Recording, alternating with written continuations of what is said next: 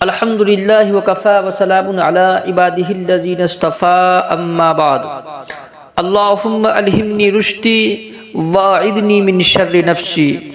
محترم سامعین، دنیا بھر میں اس قسم کے پر اسرار کردار آپ کو دیکھنے کو ملیں گے جن کا یہ دعویٰ ہوتا ہے کہ علم دو قسم کے ہوتے ہیں۔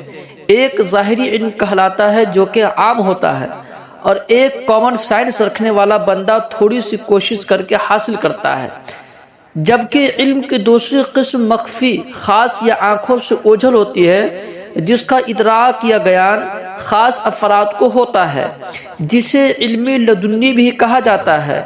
اس قسم کے بندے خاص یا اسپیشل ہوتے ہیں، ان کی قدرت کے ساتھ گہری وابستگی اور ایک خاص تعلق ہوتا ہے جسے یہ تقوی و طہارت اور پاکیزگی اور تسبیحات و عملیات کے ذریعے سے حاصل کرتے ہیں۔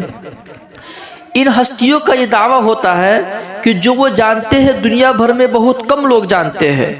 ان کے مطابق یہ مخفی علم انہیں خاصی محنت و ریاضت کے بعد حاصل ہوتا ہے، اور ہر کوئی اتنی گہرائی تک پہنچنے کا اہل نہیں ہوتا ہے۔ اب ان باتوں میں کتنی طاقت ہے، اس کو ماپنے کا کوئی عقلی پیمانہ موجود نہیں ہے، اور نہ ہی کوئی اوزان ہے جہاں ان باتوں کو تجربات کے مراحل سے گزرا جا سکے، اور نہ ہی کوئی ایسی خوردبین یا دوربین ہے جس کے نیچے رکھ کر ان باتوں کا مشاہدہ کیا جا سکے۔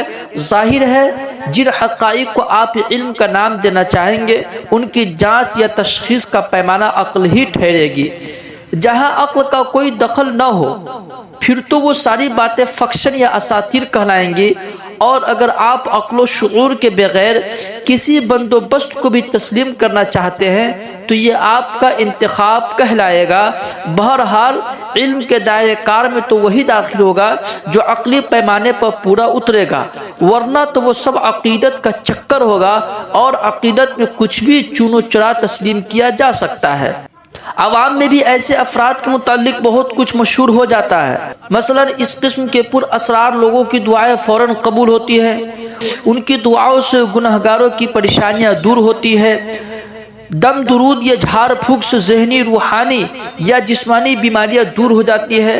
ہم گنہگاروں کی دعائیں یا مناجات بارگاہ قدرت میں بڑی تاخیر سے پہنچتی ہے، جبکہ ان کی فوراً پہنچ جاتی ہے۔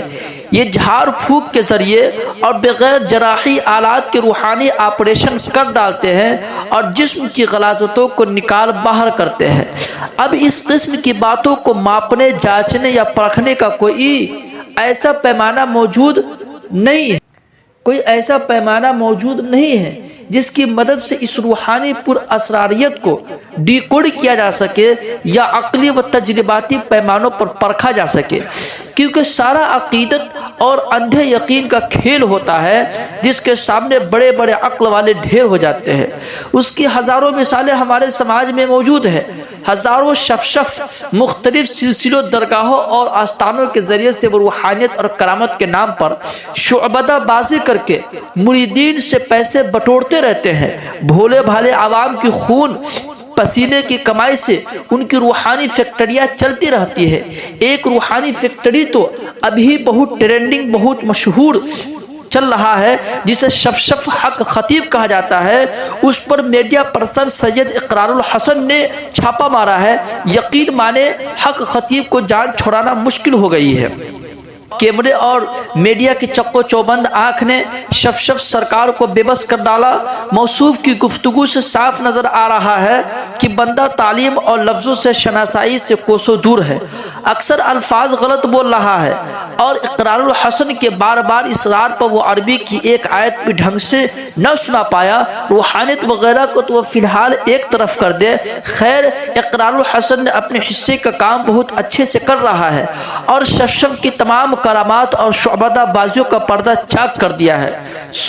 میں یہ سوچا کہ پہلے وقتوں میں بھی اگر کیمرہ ہوتا اور توانا قسم کا میڈیا موجود ہوتا تو نہ جانے اب تک کتنوں کے روحانی چہروں کو بے نقاب کر چکا ہوتا، نہ جانے کتنی روحانی فیکٹریاں کامیاب بزنس دینے سے پہلے ہی ٹھپ ہو چکی ہوتی، شاید اسی لیے تو آج ہمیں زیادہ کرامت کی قصہ خانیاں سننے کو نہیں ملتی ہے۔ اگر کہیں چھپ چھپا کے کوئی چکر چل رہا ہوتا ہے تو کوئی نہ کوئی اقرار الحسن، کوئی نہ کوئی اقرار جیسا آدمی اپنا کیمرہ چالو کر کے اور اس کے فراڈ کو تمام دنیا کے سامنے ظاہر کر دیتا ہے۔ شعور کی اس بالغ صدی کا زندہ پیر گوگل بابا ہے، جو چند سیکنڈ میں ساری تاریخ کھول کے رکھ دیتا ہے۔ سائنس کے تمام شعبے بیدار ہو چکے ہیں۔ اسی کیمرے کی بدولت تو شفشف سرکار کا ایک عرصے سے بنا بنایا بھرم چند سیکنڈ میں چھو منتر ہو گیا۔ بزنس تو خیر چلتا رہے گا، جہالت کو رخصت ہونے میں ابھی یہاں خاصا وقت درکار ہے۔ لاکھوں لوگوں کو بیوقوف بنانے والا کیمرے کی آنکھ کے سامنے بے بس ہو گیا۔ اس کے چہرے کے خد و خال، تأثرات، اشارے، کنائے، ڈر اور خوف کے سایوں نے سب کچھ چند لمحات میں آیا کر دیا۔ اب حق خطیب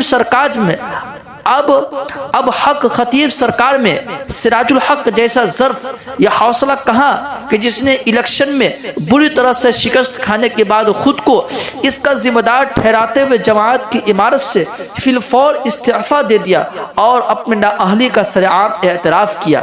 اگرچہ انہوں نے خاصی دیر کر دی، یہ فیصلہ انہیں بہت پہلے کر لینا چاہیے تھا، لیکن دیر سے ہی صحیح درست فیصلہ کیا ہے۔